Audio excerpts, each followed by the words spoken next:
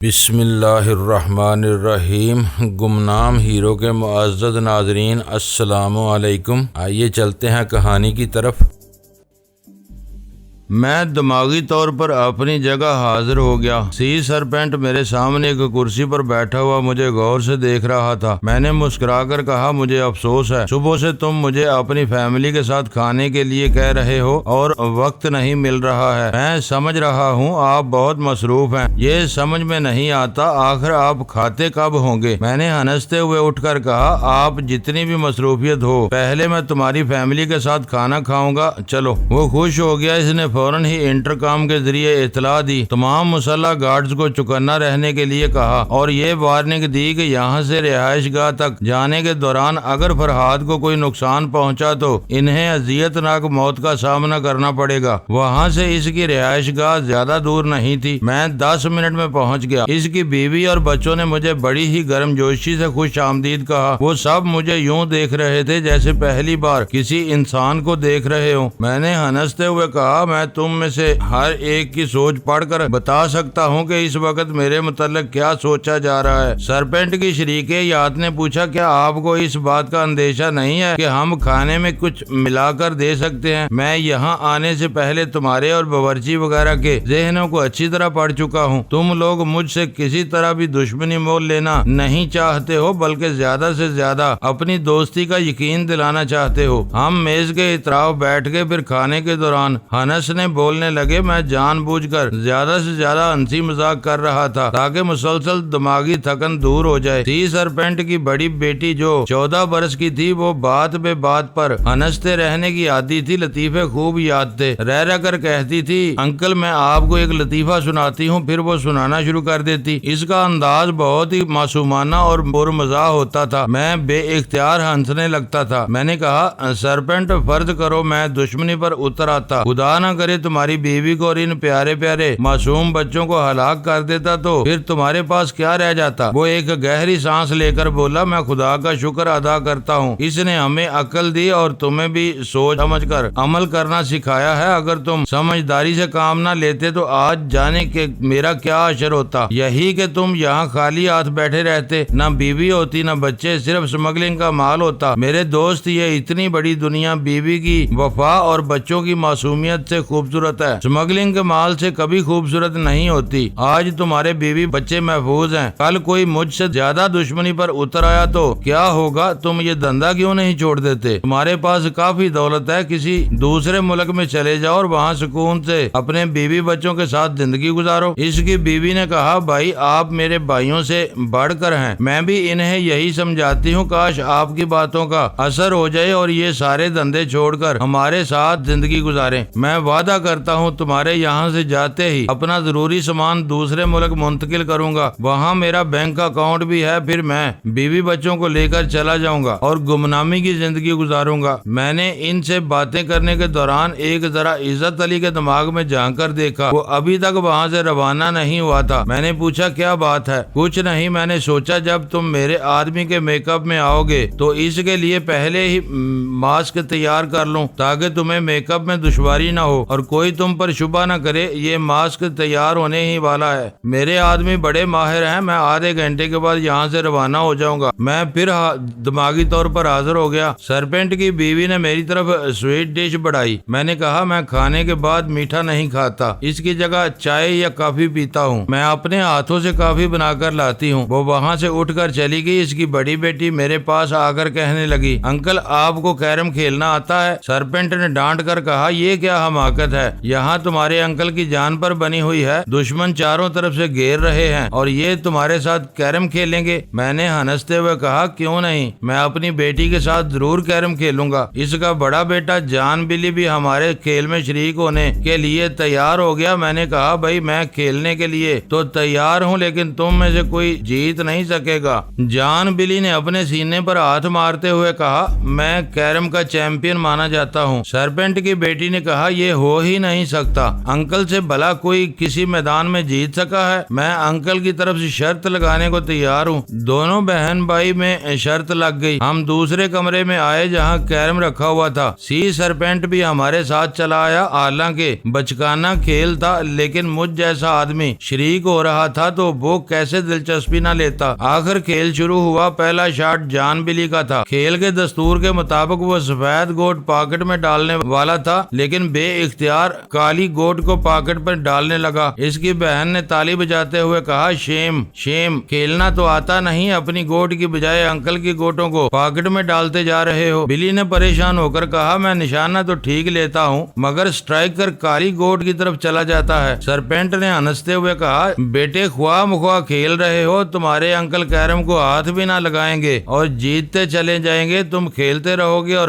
ہارتے رہو گے۔ دونوں بھائی بہن نے خوشی سے اور حیرانی سے مجھے دیکھتے ہوئے کہا، اوہ گاڈ، ہم نے تو سوچا بھی نہیں تھا کہ کیرم ٹیلی پیتھی کے ذریعے بھی کھیلا جاتا ہے۔ پھر میری بھتیجی نے میرے گلے میں باہیں ڈال کر جھومتے ہوئے کہا، انکل مجھے بھی ٹیلی پیتھی سکھائیے نا، میں سب کو کیرم میں شکست دیتی چلی جاؤں گی، ساری دنیا میں میرا نام ہوگا۔ سرپینٹ نے کہا، اچھا تم کیرم کی فاتح کے لیے ٹیلی پیتھی سیکھو گی؟ میں نے بھی ہنستے ہوئے کہا، سرپینٹ یہی بچپن ہے، اگر ہم بڑے ان بچوں کی طرح معصوم خواہشوں کی حد میں رہیں اور اس سے زیادہ پاؤں نہ پھیلائیں تو یہ دنیا کبھی اتنی بری نہیں ہوگی جیسی آج ہے۔ اس نے اپنے تیسرے بچے کو اٹھا لیا، پھر اسے چومتے ہوئے کہا، اللہ تعالیٰ نے ہمیں یہ ہنر نہیں دیا کہ دوسرے کی سانسیں چھین کر اپنی زندگی کی میعاد بڑھا سکیں۔ اگر یہ ہنر آتا تو ہم زیادہ سے زیادہ جینے کی خواہش میں زیادہ سے زیادہ انسانوں کی ہلاکت کا باعث بنتے رہتے۔ میں قسم کھاتا ہوں آج سے اتنا ہی چاہوں گا، جتنی ضرورت ہوگی اتنا ہی کماؤں گا جتنا بیوی بچوں کے لیے لازمی ہوگا۔ زیادہ کمانے کی دھن میں انسان ایک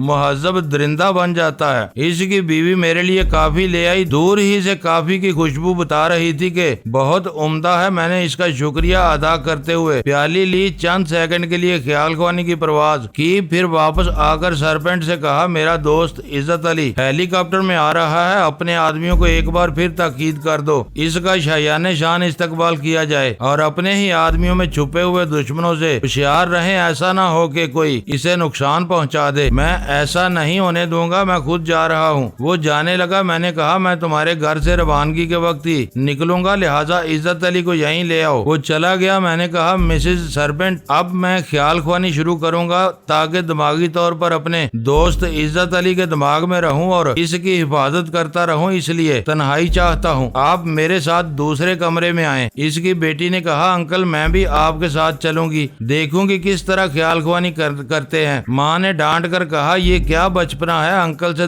بہت دوستی ہو گئی، اب انہیں کام کرنے دو ورنہ تم لوگوں کی وجہ سے انہیں نقصان پہنچے گا۔ میں نے اس کے سر پر ہاتھ پھیر کر پچکارتے ہوئے کہا، میں اپنی بیبی کے پاس آؤں گا، بس تھوڑی دیر کے لیے جا رہا ہوں۔ میں کافی کی پیالی اٹھائے مسز سرپینٹ کے ساتھ دوسرے کمرے میں آیا۔ وہ مجھے چھوڑ کر چلی گئی۔ میں نے دروازے کو اندر سے بند کیا اور کافی کی چسکی لیتا ہوا عزت علی کے پاس پہنچ گیا۔ اس کے 4 ماتحت اس کے ساتھ ہیلی کاپٹر میں بیٹھے ہوئے تھے۔ ان ماتحتوں میں ایک عورت بھی تھی۔ میں نے کہا، مجھے اس ماتحت کی آواز سناؤ جس کا روپ میں اختیار کروں گا۔ اس نے میری ہدایت کے مطابق اس سے گفتگو کی۔ میں نے کہا، کافی ہے، میں اس کے متعلق معلومات حاصل کر رہا ہوں۔ عزت علی کے وہ خاص ماتحت جو خاص مہم میں اس کے ساتھ رہتے تھے معمولی لوگ نہیں ہوتے تھے، نہایت ہی تعلیم یافتہ، ہنرمند اور باصلاحیت ہوتے تھے۔ وہ کتنے ہی آزمائشی مراحل سے انہیں گزارنے کے بعد ان پر اعتماد کرتا تھا، لہذا ان میں سے کوئی ایسا نہیں تھا جس پر اعتماد نہ کیا جا سکے۔ میں صرف یہ معلوم کرنا چاہتا تھا کہ جس کا روپ اختیار کر رہا ہوں اس کے اٹھنے بیٹھنے، چلنے پھرنے اور ہنسنے بولنے کے انداز کیا ہے۔ معلومات حاصل کرنے کے دوران وہ ہیلی کاپٹر قلعے کے اندر پہنچ گیا۔ میں دیکھ رہا تھا سی سرپینٹ وہاں مسلح سپاہیوں کے ساتھ موجود تھا۔ اس نے بڑے سخت حفاظتی انتظامات کیے تھے۔ ہیلی کاپٹر کا پنکھا گردش کرتے کرتے تھم گیا، اس کا سلائیڈنگ ڈور ایک طرف سرکتا ہوا گیا۔ وہاں عزت علی اور پائلٹ کے علاوہ 4 ماتحت نظر آ رہے تھے سب اس انتظار میں تھے کہ وہ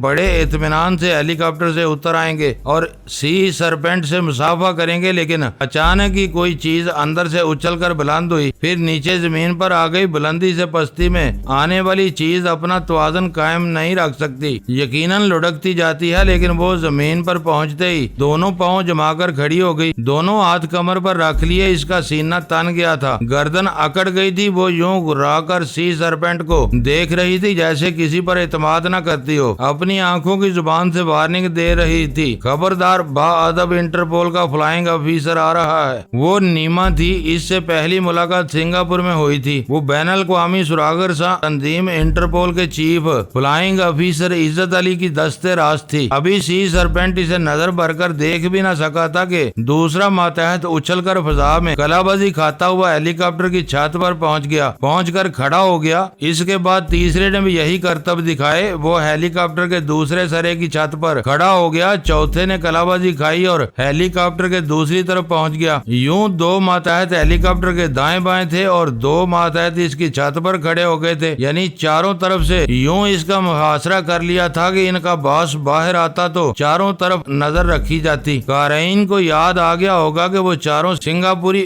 بلیک بیلٹر تھے جن پر عزت علی اندھا اعتماد کرتا تھا، وہ بھی اس کے اعتماد کو ٹھیس نہیں پہنچاتے تھے۔ دنیا کے ایک سرے سے دوسرے سرے تک جہاں بھی وہ جاتا تھا اس کے وہ چاروں ماتحت ضرور اس کے ساتھ موجود ہوتے تھے۔ میں نے سنگاپور میں ان کے لڑنے اور دشمنوں پر غالب آنے کا حیرت انگیز تماشا دیکھا تھا، ان کی رگوں میں جیسے پارا بھرا ہوا تھا، ایک جگہ ٹھہرتے نہیں تھے، ہمیشہ اچھلتے کودتے نظر آتے تھے، لگتا تھا بندر کی اولاد ہیں۔ عزت علی ہیلی کاپٹر سے باہر آیا، اس کے چاروں ماتحت اپنے جوتوں کی ایڑیاں بجاتے ہوئے اٹینشن ہو گئے، ان کی دیکھا دیکھی بے اختیار سی سرپینٹ کا تمام مسلح سپاہی بھی اٹینشن ہونے لگے، جیسے اسے گارڈ آف آنر پیش کر رہے ہوں، حالانکہ ایسا کوئی پروگرام نہیں تھا۔ کچھ تو عزت علی کی شخصیت نے اور کچھ اس کے ماتحتوں کے ڈرامائی انداز نے انہیں متاثر کیا تھا اور وہ بے اختیار ایسا کرنے لگے تھے۔ سی سرپینٹ نے آگے بڑھ کر اس سے مسافہ کیا۔ میں نے پہلے ہی بتا دیا تھا کہ سرخ جرسی میں نظر آنے والا سی سرپینٹ ہے، وہ اس کے ساتھ سیدھا اس کی رہائش گاہ میں چلا آئے۔ میں نے اپنے بند کمرے کا دروازہ کھول دیا، ذرا سی دیر میں وہ مجھے اپنے سامنے نظر آیا، مجھ پر نظر پڑتے ہی وہ سوالیہ نظروں سے دیکھنے لگا۔ میں نے کہا، اس وقت میں کرسٹوفر میکی کے روپ میں ہوں، تمہارا فرہاد۔ میں نے دونوں بازو پھیلا دیے، وہ تیزی سے چلتا ہوا آیا، پھر مجھ سے لپٹ گیا، کہنے لگا محبوب کی طرح تڑپایا ہے، ہم سنگاپور میں تھے، پھر بینکاک میں تھے، لیکن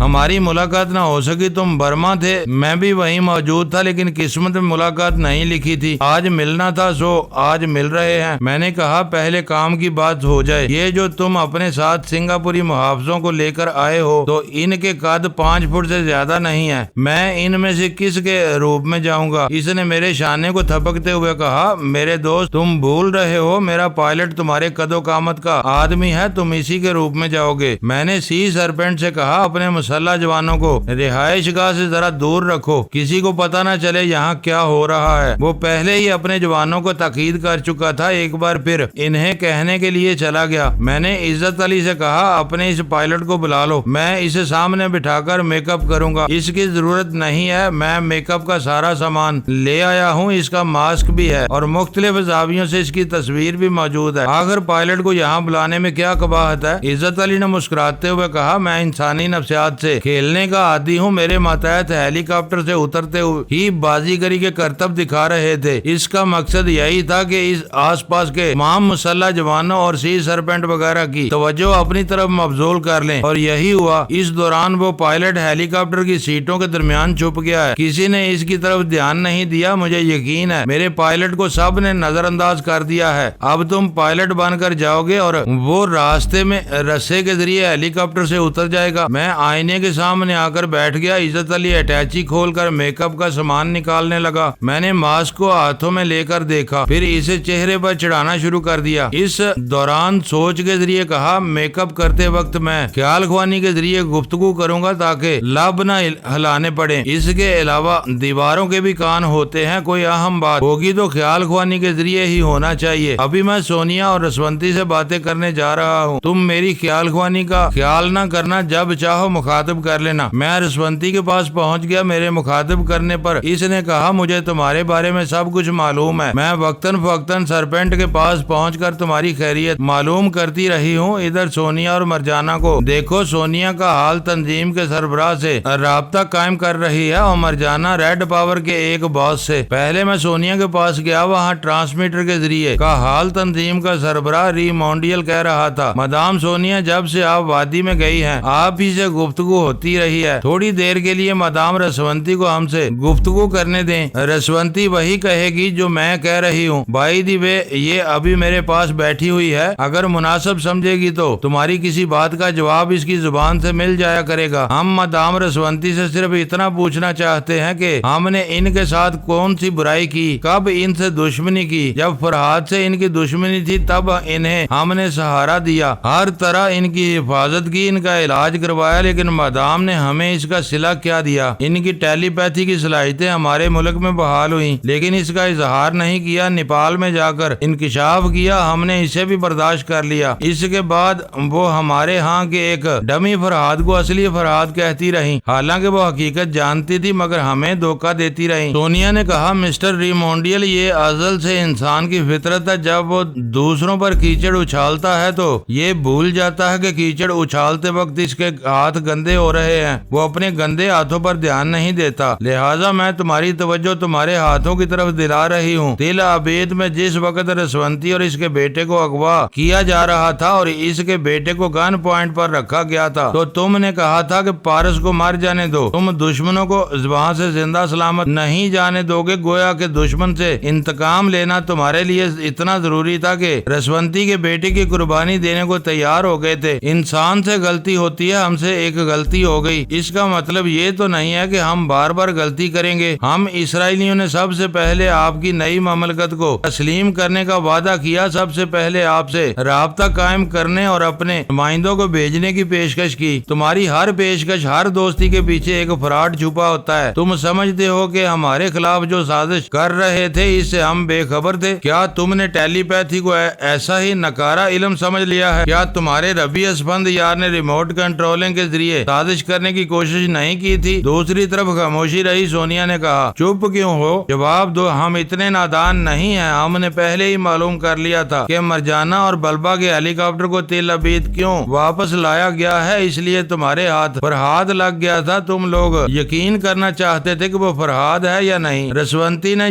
तुम्हें यकीन दिला दिया। इधर तुमने फ्रॉड किया, उधर रसवंती ने फ्रॉड का जवाब दिया। अब बताओ तुम सब किस हद तक फरिश्ता हो। मैं मरजाना के पास पहुंच गया, उधर ट्रांसमीटर के जरिए एक बॉस कह रहा था, मिस मरजाना बेहतर होता कि मदाम रसवंती हमसे दो बातें कर लेती। रसवंती इस वक्त मेरे पास बैठी हुई है, जरूरी समझेगी तो तुम्हारी किसी बात का जवाब देंगी, वरना मुझसे ही बातें हो सकती हैं। अच्छी बात है, अगर मदाम रसवंती सुन रही हैं तो मैं मास्क मैन की तरफ से एक अहम इतला देना चाहता हूँ। आज शाम को पेरिस में तमाम बड़े बड़े ममालिक के सरबराहान की एक अहम कॉन्फ्रेंस हो रही है। इस कॉन्फ्रेंस में मदाम रसवंती और मिस्टर फरहाद अली तैमूर की मौजूदगी लाजमी है। हम सब किसी एक नतीजे पर पहुंचना चाहते हैं। ये आए दिन के हंगामे और दहशत गर्दी को खत्म करना चाहते हैं। मरजाना ने पूछा, दहशत गर्दी से क्या मुराद है? क्या हम दहशत फैलाते हैं? टेलीपैथी से बढ़कर शायद इस दुनिया में कोई दूसरी दहशत अदा कर देने वाली चीज नहीं है। तुमसे बड़ी ताकतों के पास एटम बमों का जाने कितना जखीरा होगा। अभी इससे दहशत नहीं फैल रही है क्योंकि वो एक जगह महफूज हैं। इनसे किसी को नुकसान नहीं पहुंच रहा है। जिस दिन कोई दूसरी ताकत तुम लोगों को छेड़ेगी तो तुम इन बमों को जरूर दहशत बनाकर पेश करोगे। फरहाद और रसवंती को छेड़ा जाता है, इसलिए टेलीपैथी की एक दहशत बन जाती है। यूं तो दुनिया की कसीर आबादी सांपों से दहशत अदा होती है, लेकिन अक्सर जहरीले सांप खुद हमला नहीं करते। जब इन्हें छेड़ा जाता है तब वो डसने पर मजबूर हो जाते हैं। जब तक ये हकीकत तुम्हारी समझ में नहीं आएगी, हमारे दरमियान कभी सुलह सफाई नहीं हो सकेगी। ये बातें फरहाद और रसवंती कॉन्फ्रेंस में कह सकते हैं। क्या हम उम्मीद करें कि वो ठीक 7 बजे हमारी कॉन्फ्रेंस में शरीक होंगे? मैं अभी पूछकर बताती हूँ। मरजाना ने सोनिया को मुखातिब करते हुए कहा, रेड पावर के मास्क मैन का पैगाम है, आज शाम 7 बजे पेरिस में एक अहम कॉन्फ्रेंस है, इसमें रसवंती और फरहाद की शिरकत लाजमी है। तुम क्या कहती हो? सोनिया की इतनी अहमियत थी कि रसवंती इसके मशवरे के बगैर कोई जवाब नहीं दे सकती थी। वो भी सोनिया को जवाब तलब नजरों से देख रही थी। इसने कहा, यहाँ का हाल तंजीम के सरबराह रीमोंडियल भी यही पैगाम दे रहे हैं। वो अपना ट्रांसमीटर ٹرانسمیٹر اٹھا کر مرجانہ کے پاس آ گئی. پھر اس نے اس کے ٹرانسمیٹر کے پاس رکھتے ہوئے کہا, مسٹر ریمونڈیل اور ریڈ پاور کے باس کو ایک ہی جواب دیا جا رہا ہے. اب سے پہلے بھی کتنی ہی کانفرنسیں ہو چکی ہیں. ہمارے درمیان یہ طے پایا تھا کہ ہم ایک دوسرے کو نہیں چھیڑیں گے. یہ کوئی زیادہ پرانی بات نہیں ہے. کچھ عرصہ پہلے ہی برما میں ایسا ہی ایک اجلاس ہوا تھا. فرحاد سے صلح صفائی کی کوششیں کی گئی تھی. اس وقت رسونتی کو تنازع کا سبب بنا لیا گیا تھا. آئندہ بھی کوئی تنازع پیدا ہوگا تو تم عالمی اقتدار کی ہوس رکھنے والے کبھی یہ نہیں چاہو گے کہ تمہارے مقابلے میں کوئی سپر پاور ہو. ٹیلی پیتھی سپر پاور ہے. جب تک فرحاد اور رسونتی زندہ ہیں تم سب کبھی چین سے نہیں بیٹھو گے. بہرحال یہ دونوں تمہاری کانفرنس میں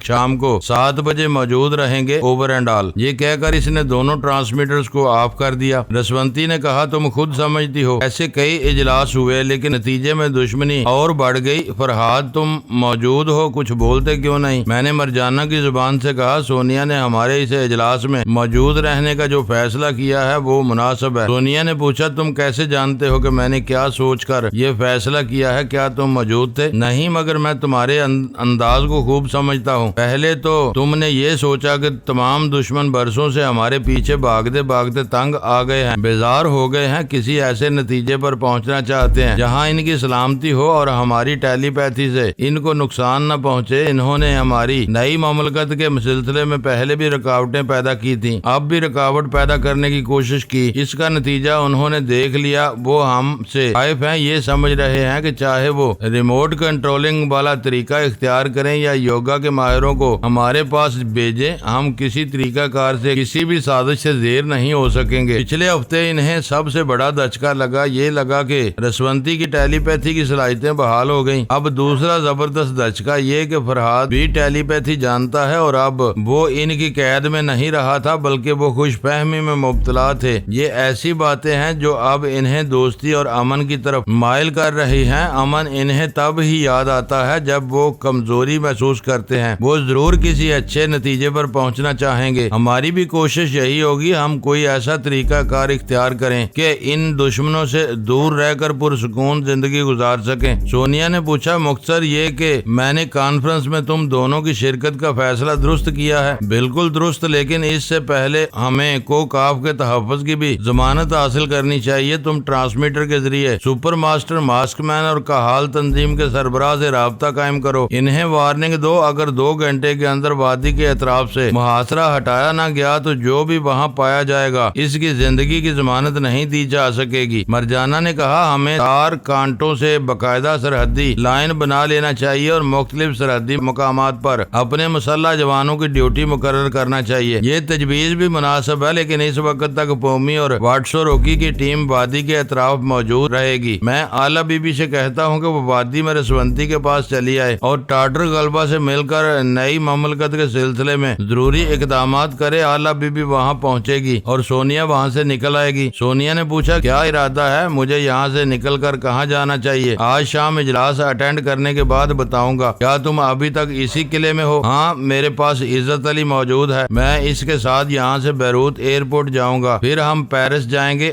مجھے اپنی جگہ حاضر ہونا ہے, میں پھر ملاقات کروں گا. سونیا نے کہا, ذرا 1 منٹ, یہاں بابا صاحب کے ادارے سے ماہرین آئے ہوئے ہیں. ان میں ایک پلاسٹک سرجری کا بھی طالب علم ہے. وہ میرے چہرے سے انا میریا کا میک اپ اتار دے گا. کیا مجھے اصلی روپ میں وادی سے باہر جانا ہوگا؟ یہ فیصلہ ابھی نہیں کر سکتا, بعد میں بتاؤں گا, ابھی انتظار کرو. میں دماغی طور پر حاضر ہو گیا. اس وقت تک میک اپ مکمل ہو چکا تھا. میں ہیلی کاپٹر کے پائلٹ کے روپ میں آئینے کے سامنے بیٹھا ہوا تھا. عزت علی نے مسکراتے ہوئے کہا, میں بھی میک اپ کرنے میں تم سے کم نہیں ہوں. ویسے تم اس فن میں کامل ہو. کیا خیال ہے, اب چلنا چاہیے؟ ذرا سی مہلت چاہیے, ایک ضروری خیال خوانی رہ گئی ہے, اس کے بعد چلتا ہوں. میں نے بزرگ جلیل القدر سے معلوم کیا کہ حدیقہ کہاں ہے. وہ اس کے متعلق نہیں جانتے تھے. میں اس کے ساتھی کے دماغ میں پہنچا جس کے ذریعے تھوڑی دیر پہلے گفتگو کر چکا تھا. وہ اسی کے ساتھ ہی اور قلعے سے بہت دور جا کر ایک جگہ بیٹھی ہوئی تھی. قلعے کو اپنی نظروں میں رکھا تھا. جیسے مجھے نکلتے ہوئے اور جاتے ہوئے دیکھے گی تو دوڑ کر چلی آئے گی. میں نے اس کے ساتھی کی زبان سے کہا, حدیقہ, میں فرحاد بول رہا ہوں. وہ سیدھی ہو کر بیٹھ گئی, اپنے ساتھی کی طرف سر گھمایا. میں نے کہا, تمہیں یہ سن کر افسوس ہوگا. میں یہاں نہیں رہ سکتا, رہوں گا تو اپنی زندگی کو خطرے میں ڈال لوں گا. بولو, کیا کہتی ہو؟ وہ چپ رہی. میں نے کہا میں نے بہت سی تدبیریں سوچی، میرے ایک نہیں بے شمار دشمن ہیں اور وہ اتنے مکار ہیں جہاں میری کئی تدبیریں نہیں چلے گی۔ وہ چھپ کر مجھ پر حملہ آور ہوں گے، ہم سوچ بھی نہیں سکیں گے اور وہ اپنا کام کر گزریں گے۔ ویسے میرا ایمان ہے جسے اللہ رکھے اسے کون چکھے۔ موت کا ایک وقت مقرر ہوتا ہے، جب تک میرے مولا کی مرضی نہیں ہوگی میں نہیں مروں گا، لیکن وہ مجھے نقصان پہنچا سکتے ہیں، بے انتہا پریشانیوں میں مبتلا کر کے میری زندگی اجیرن کر سکتے ہیں۔ حدیقہ نے ایک ہاتھ سے اپنا سر کو تھام لیا جیسے اپنے نصیب کو رو رہی ہو۔ قصہ حاتم طائی کی حسن بانو نے 7 سوال پیش کیے تھے۔ اس کا پہلا سوال تھا ایک بار دیکھا ہے، دوسری بار دیکھنے کی ہوس ہے، اور ہم ایک بار ملے تھے، دوسری بار ملنے کی حسرت رہ گئی تھی۔ قصہ مختصر کرتا ہوں، میں بڑی آسانی سے عزت علی کے ساتھ ہیلی کاپٹر میں سوار ہو کر بیروت ایئرپورٹ پر پہنچا، پھر وہاں سے 4 بجے کی فلائٹ سے پیرس پہنچ گیا۔ اس دوران میں نے آلہ بی بی سے رابطہ قائم کیا تھا، پتہ چلا اس نے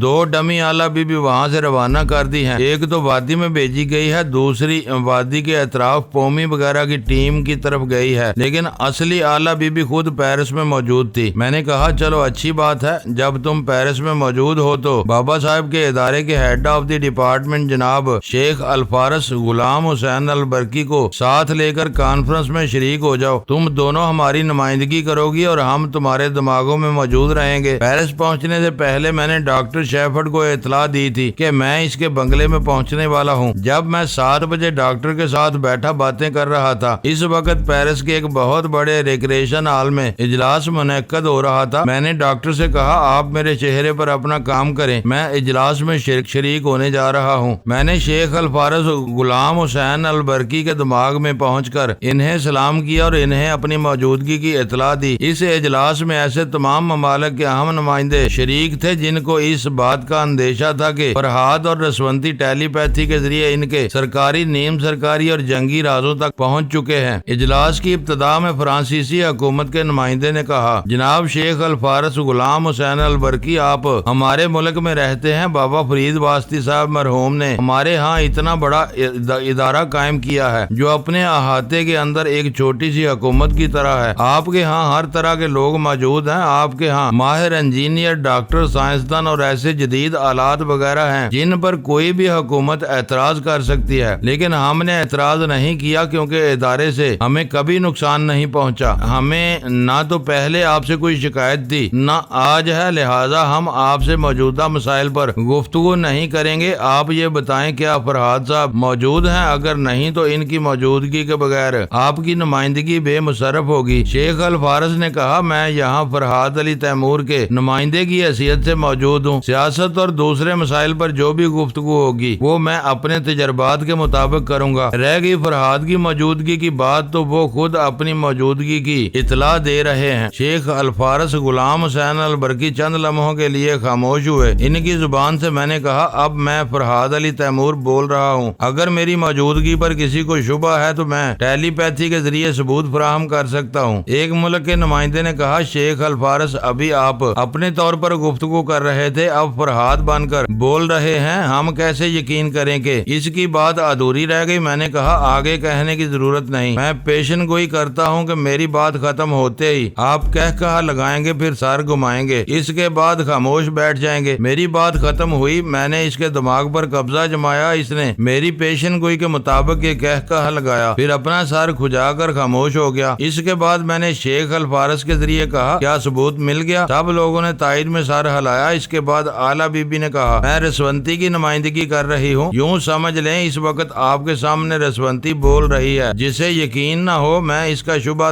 دور کرنے والے کے ذریعے ثبوت فراہم کر دوں گی۔ تقریباً سب ہی لوگوں نے کہا ہمیں یقین ہے، اب اجلاس کی کارروائی شروع ہونی چاہیے۔ میں نے کہا کارروائی شروع ہونے سے پہلے میری ایک بات اچھی طرح سن لو، یہ ہماری آخری میٹنگ ہے، اس سے پہلے ہم ایسے کئی اجلاس کر چکے ہیں، میں جو اپنی آپ بیتی تحریر کرتا ہوں اور کرتا رہوں گا تو میرے قارئین یہ پڑھ کر بور ہوتے رہیں گے کہ آپ بیتی میں جب بھی کوئی اہم مسئلہ پیدا ہوتا ہے تو تمام ممالک کے اہم نمائندے اجلاس کرنے بیٹھ جاتے ہیں، ایک ہی بات بار بار ہوتی رہے یا ایک ہی واقعہ بار بار پیش آئے تو یکسانیت پیدا ہو جاتی ہے۔ میں خود یکسانیت کا قائل نہیں ہوں، لہٰذا میں آخری بار رسونتی کے ساتھ اس اجلاس میں شریک ہو رہا ہوں، اس کے بعد ہمارے درمیان دوستی، امن، آشتی کی کوئی بات نہیں ہو سکے گی، لہٰذا لہذا جو کہنا ہے سوچ سمجھ کر کہا جائے۔ ایک نمائندے نے کہا، ہم سب یہی چاہتے ہیں۔ ہم اس نتیجے پر پہنچے ہیں کہ آپ اور مدام رسونتی کھل کر سامنے آ جائیں اور کسی ایک ملک میں اپنی رہائش اختیار کر لیں تو ہم میں سے کسی کو آپ دونوں سے اندیشہ نہیں رہے گا۔ شیخ الفارس نے جواب دیا، آپ کو فرحاد اور رسونتی سے کس قسم کے نقصان کا اندیشہ ہے، یا اس سے پہلے ان دونوں نے آپ لوگوں میں سے کس کو نقصان پہنچانے میں پہل کی ہے؟ کیا آپ کوئی مثال پیش کر سکتے ہیں؟ ایک ملک کے نمائندے نے کہا، ان کی ٹیلی پیتھی نے ہمارے کتنے آدمیوں کی جانیں لی ہیں۔ دوسرے ملک کے نمائندے نے کہا، ان کی ٹیلی پیتھی کے ذریعے ہمارے ملک کا ایک اہم راز فاش ہو گیا۔ ایک اور ملک کے نمائندے نے کہا، دنیا کے بیشتر ممالک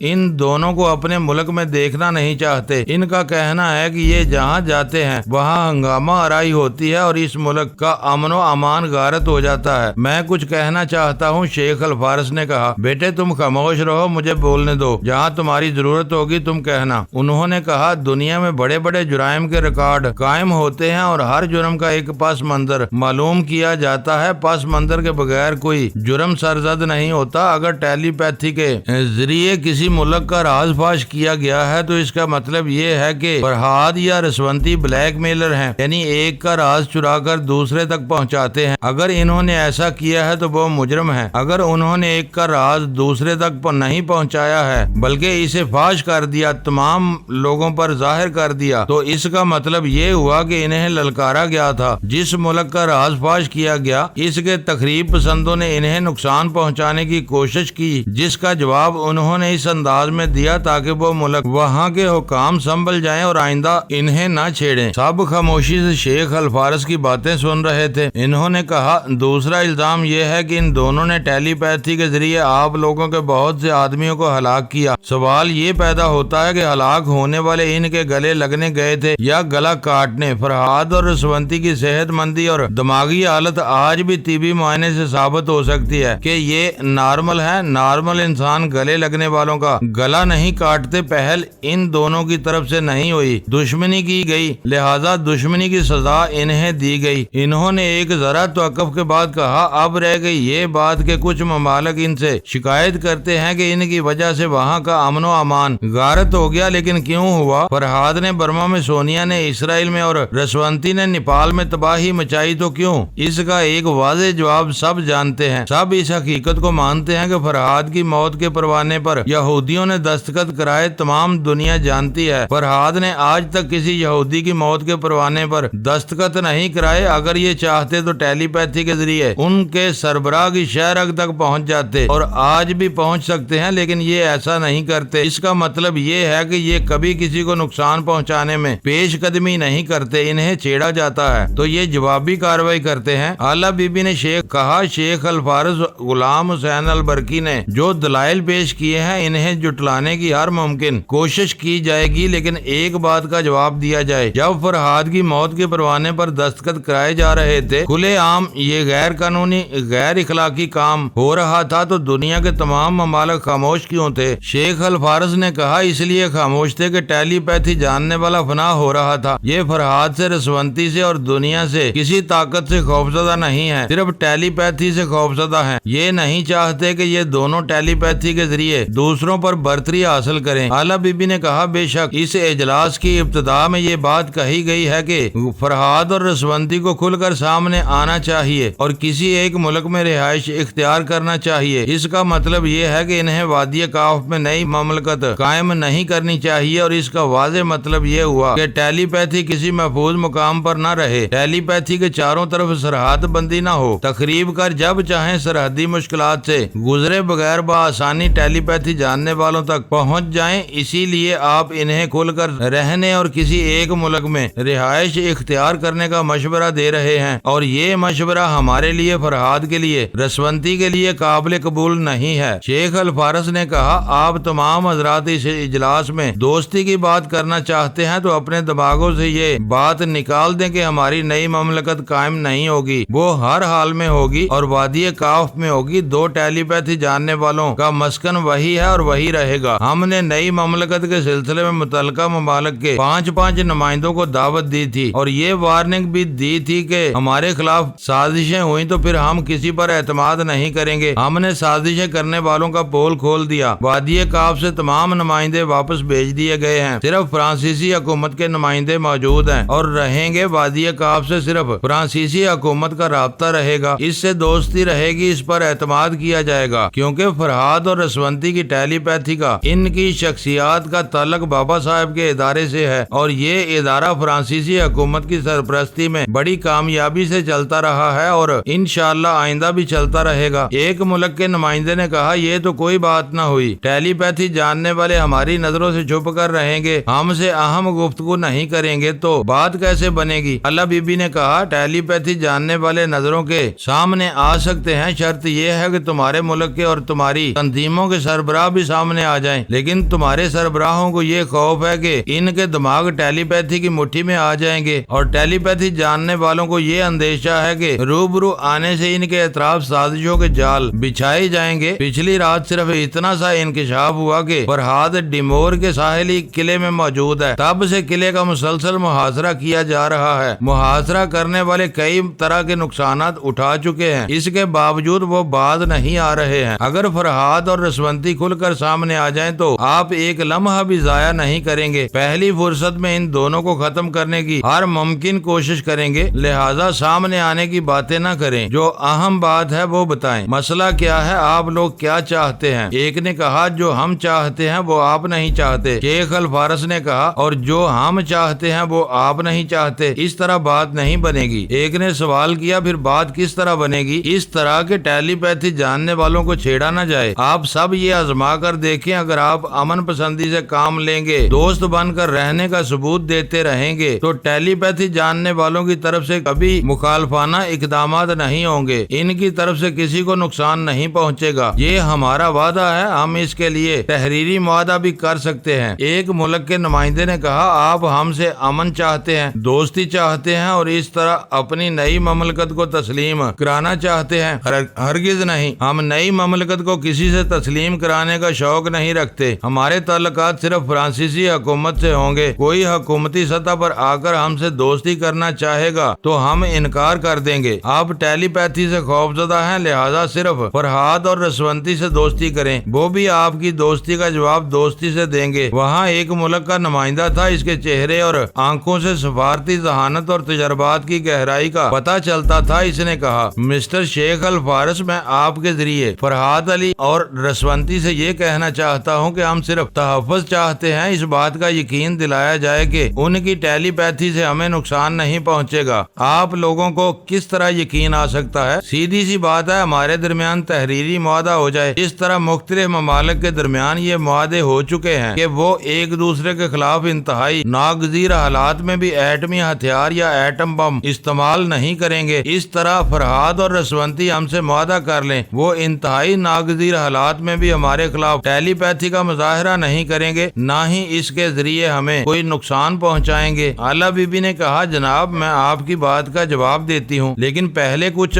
ضمنی سوالات ہیں، مثلا یہ کہ آپ ایک نہایت ہی ذہین، سنجیدہ اور نارمل انسان ہیں، کیا آپ کبھی خودکشی کریں گے؟ اس عمر رسیدہ شخص نے جواب دیا، کبھی نہیں، لیکن آپ کے اندرونی معاملات پیچیدہ ہو سکتے ہیں، آپ کی گھریلو زندگی ناخوشگوار ہو سکتی ہے، آپ کی بیوی آپ کو اس حد تک پریشان کرے کہ آپ زندگی سے بیزار ہو جائیں، یا کوئی بلیک میلر آپ کی کسی کمزوری سے اس حد تک کھیلنا چاہے کہ آپ زندگی پر موج کو ترجیح دیں، ایسی صورت میں آپ یقیناً خودکشی کریں گے، یا آپ جیسا کوئی دوسرا شخص خودکشی کر سکتا ہے؟ کیا نہیں کر سکتا؟ ہاں، حالات کبھی ایسے پیچیدہ ہوتے ہیں، مسائل ایسے ناقابل حل ہوتے ہیں کہ آدمی موت کو ترجیح دیتا ہے۔ اگر ایسی صورت میں آپ خودکشی کر لیں اور یہ الزام عائد کیا جائے کہ ٹیلی پیتھی کے ذریعے خودکشی پر مجبور کیا گیا ہے، تو کیا آپ یہ گواہی دینے کے لیے دوبارہ زندہ ہو سکتے ہیں کہ فرہاد اور رسونتی صرف دوست ہیں، انہوں نے دشمنی نہیں کی ہے؟ ہاں، ایسی صورت میں ٹیلی پیتھی جاننے والوں پر شبہ کیا جا سکتا ہے، لیکن جب ہمارے درمیان معاہدہ ہو جائے گا تو خودکشی کا کیس ہو یا کسی کی پراسرار طریقے پر واقعہ ہو اور اس میں ٹیلی پیتھی کا شبہ ہو تو پہلے اس کی تصدیق کی جائے گی، اس کے متعلق تفتیش ہوگی، تب ہم الزام دیں گے، ورنہ نہیں۔ شیخ الفارس نے کہا، آپ کی بات معقول ہے، ہم معاہدہ کرنے کے لیے تیار ہیں، اگر کوئی خودکشی کرے گا یا کسی کی موت پراسرار طریقے سے ہوگی تو ہم بھی ٹیلی پیتھی کے ذریعے تفتیش کرائیں گے اور اصل مجرم کو سامنے لے کر آئیں گے۔ ایک اور بزرگ نمائندے نے کہا، کہا ہم چاہتے ہیں ٹیلی پیتھی کا دائرہ کار محدود ہو۔ آپ ایک نئی مملکت قائم کر رہے ہیں، آپ لوگوں کو صرف اپنے ملک کے اندر ٹیلی پیتھی کو کام میں لانا چاہیے۔ مثلاً کوئی شخص آپ کی سرحد میں داخل ہو یا کوئی آپ لوگوں کے خلاف یا آپ کی نئی مملکت کے خلاف سازش کرے تو آپ اس کے خلاف کارروائی کر سکتے ہیں، لیکن وادی کاف کی سرحد کے باہر اس علم کو ممنوع قرار دیا جانا چاہیے۔ مجھے یا رسونتی کو کچھ کہنے کا موقع ہی نہیں مل رہا تھا۔ شیخ الفارس اور اعلیٰ بی بی دونوں ہی اتنے ذہین اور تجربہ کار تھے کہ وہ ہم سے زیادہ مناسب جوابات دے رہے تھے۔ شیخ الفارس نے کہا جناب آدمی دماغ کے بغیر نہیں رہ سکتا۔ جب فرحاد یا رسونتی اپنی مملکت سے باہر کسی بھی ملک میں جائیں گے تو ان کے ساتھ ان کا دماغ بھی جائے گا، جب دماغ جائے گا تو ٹیلی پیتھی کا علم بھی جائے گا۔ ایسے میں اگر کسی نے ان سے دشمنی کی یا انہیں مجبور کر دیا کہ وہ علم استعمال کریں تو پھر کسی کو حق نہیں پہنچتا کہ کسی بھی شخص کو اپنا دماغ، اپنی دماغی صلاحیتیں اور اپنے حاصل کیے ہوئے علوم کو استعمال کرنے سے روکے۔ اعلیٰ بی بی نے کہا جب ہم یہ معاہدہ کرنے کے لیے تیار ہیں کہ ٹیلی پیتھی کے ذریعے آپ میں سے کسی کو بھی نقصان نہیں پہنچے گا تو اس کا مطلب یہی ہوا کہ ٹیلی پیتھی خواہ وادی کاف کی حدود میں رہے یا باہر رہے اس علم کو منفی انداز میں کبھی استعمال نہیں کیا جائے گا، اور نہ ہی ہم نے پہلے کبھی اسے منفی انداز میں استعمال کیا ہے۔ ہماری تائید میں بہترین ثبوت موجود ہیں اور آئندہ بھی ہم ثبوت پیش کرتے رہیں گے۔ آپ کہتی ہیں ٹیلی پیتھی کو منفی انداز میں استعمال نہیں کیا جائے گا، ہم اسے مان لیتے ہیں۔ آپ بھی تسلیم کر لیں گے فرحاد اور رسونتی کھل کر سامنے آئیں گے ہمارے ملک کے بڑوں سے اور ہم اہم حکام سے ملاقاتیں کرتے رہیں گے تو انہیں کوئی نقصان نہیں پہنچے گا۔ اعلیٰ بی بی نے پوچھا اور اگر نقصان پہنچا تو ہم معلوم کریں گے کہ کس نے انہیں نقصان پہنچایا، اس کو سزا دیں گے، بالکل اسی طرح جس طرح کے ٹیلی پیتھی کے خلاف الزام عائد کرنے پر تفتیش کی جائے گی۔ شیخ الفارس نے کہا ماضی میں رسونتی بارہا سامنے آتی رہی ہے، لیکن فرحاد کب سامنے آتا رہا اور اب اس کی ڈمی آتی رہی، کوئی یہ حقیقت نہیں جان سکتا۔ آئندہ بھی ان کے سامنے آنے پر اصرار کیا گیا تو آپ کیسے کہہ سکتے ہیں کہ وہ خود آئیں گے، لہٰذا یہ بات اپنے دماغ سے نکال دیں گے۔ فرحاد اور رسونتی ہر ایک سے خود ملاقات کریں گے۔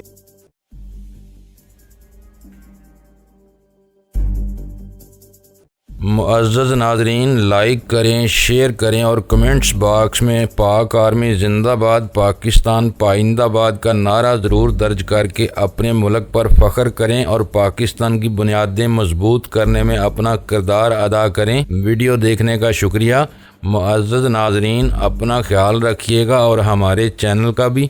ISI پاک آرمی زندہ باد، پاکستان پائندہ باد۔